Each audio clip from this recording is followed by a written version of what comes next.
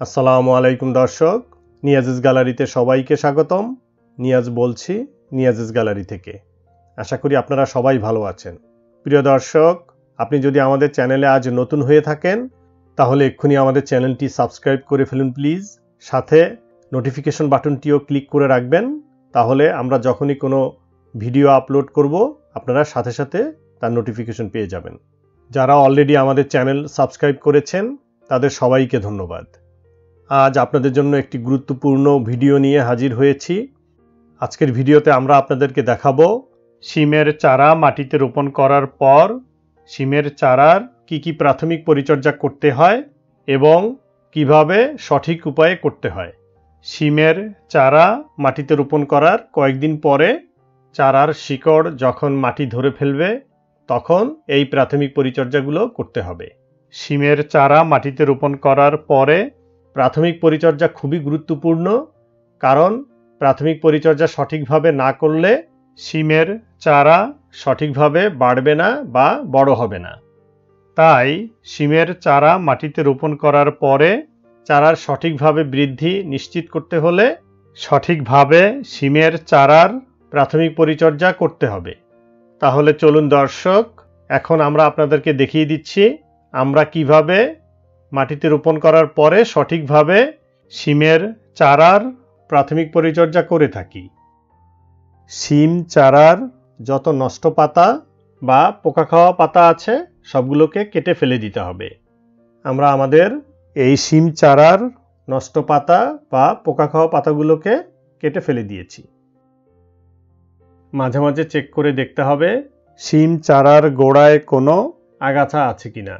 আগাছা থাকলে সাথে সাথে উপড়ে ফেলে দিতে হবে। আগাছা মাটি থেকে পুষ্টির কিছু অংশ খেয়ে ফেলে, সে কারণে চারার গোড়ায় আগাছা থাকলে শিম গাছে পুষ্টির অভাব হওয়ার সম্ভাবনা থাকবে। তাই শিম গাছে যাতে পুষ্টির অভাব না হয় সেজন্য চারার গোড়ায় বা এর আশেপাশে কোনো আগাছা থাকলে সেগুলোকে পরিষ্কার করে দিতে হবে। একটি নিড়ানি দিয়ে শিম চারার আশেপাশের মাটিটাকে একটু আলগা করে দিতে হবে। খুব সতর্কতার সহিত এই কাজটি করতে হবে। খেয়াল রাখতে হবে যেন চারার কোনো শিকড় নষ্ট হয়ে না যায়। আশেপাশের মাটিটাকে আলগা করে দিলে শিম চারার শিকড় খুব ভালোভাবে বৃদ্ধি লাভ করতে পারে।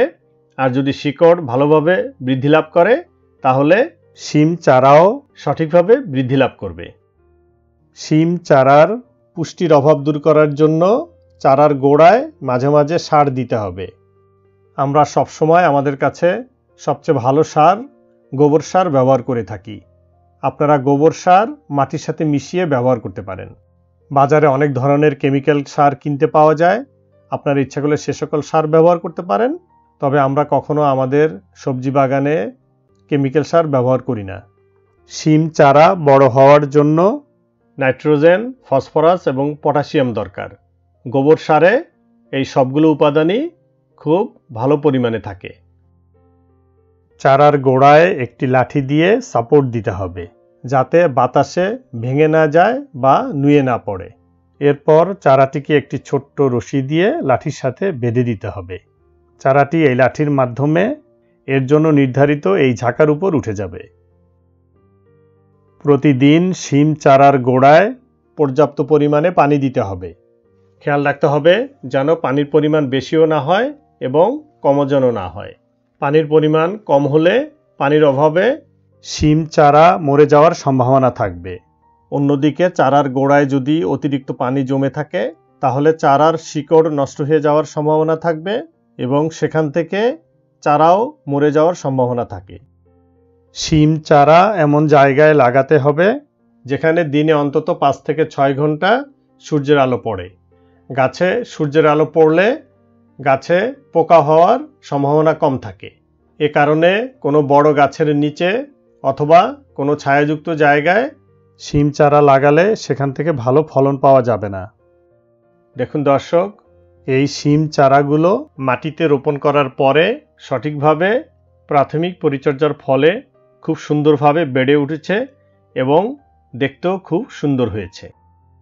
প্রিয় দর্শক, এতক্ষণ আমরা আপনাদেরকে দেখালাম মাটিতে রোপণ করার পরে সঠিক উপায়ে কিভাবে শিম চারার প্রাথমিক পরিচর্যা করতে হয়।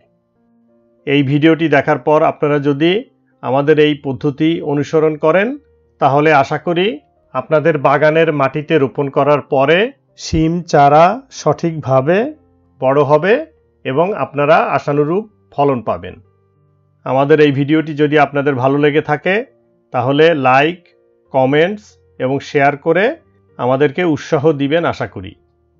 আগামী ভিডিও দেখার আমন্ত্রণ জানিয়ে আজকের মতো এখানেই বিদায় নিচ্ছি। সবাই ভালো থাকবেন, সুস্থ থাকবেন। আসসালামু আলাইকুম। আল্লাহ হাফেজ।